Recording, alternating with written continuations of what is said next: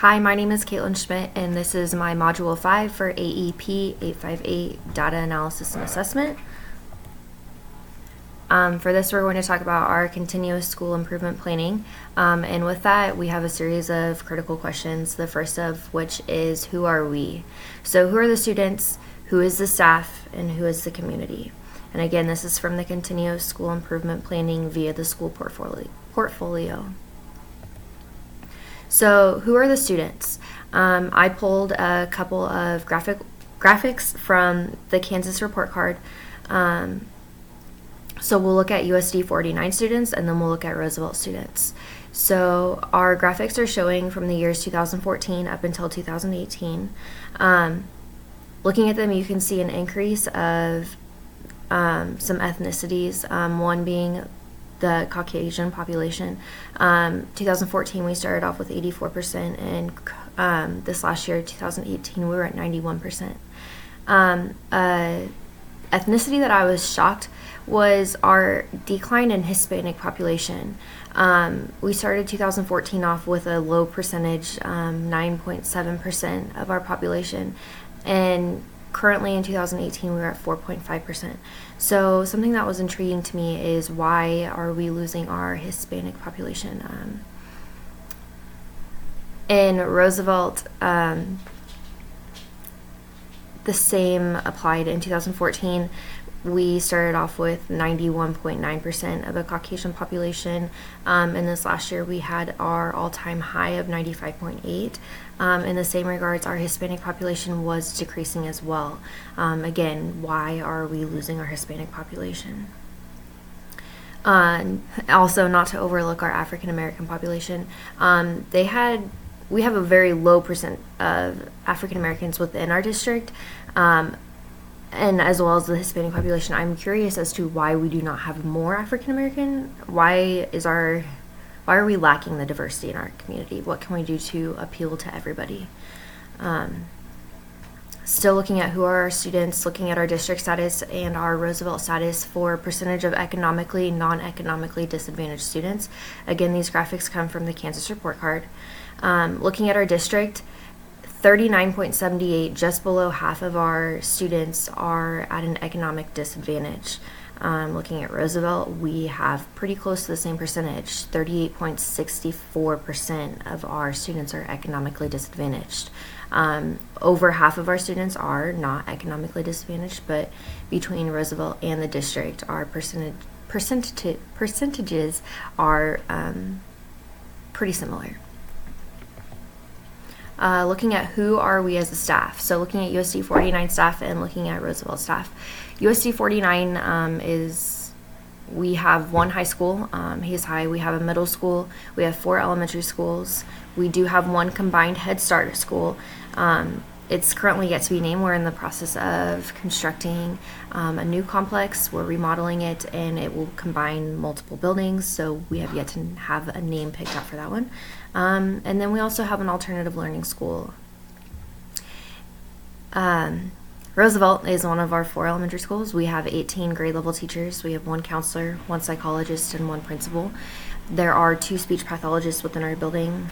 We do have a excellent START community. Our START community has at least 4 Head Start teachers, or 4 Head Star teachers, not Head Start, Head Star teachers, and each teacher has 2 to 3 paras.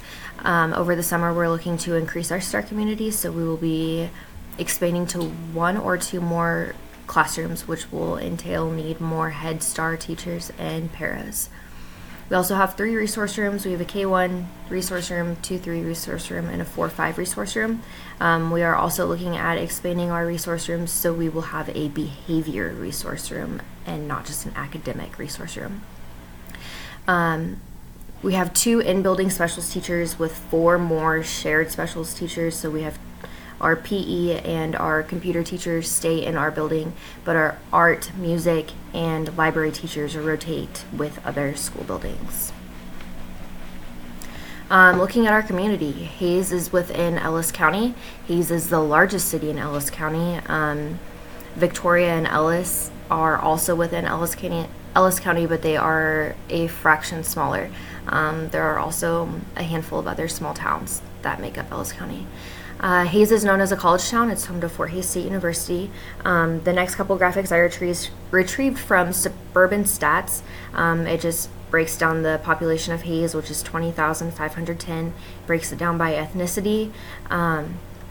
We can look at the median age in Hayes, which I found was interesting. Looking at those ages, the median age for both sexes being 29, that definitely tells you that it is a family-driven community. At least in my perception, it's a family-driven community. And then the total population in Hayes broken down by gender. We are a pretty balanced community of having both female and males. Looking at the district status, Ellis County has been experiencing a population decrease for the last couple years. In 2016, we had our not all-time high, we had our high for the last several years. We were just shy of 30,000. From 2016 to 2017, we experienced a pretty significant decrease.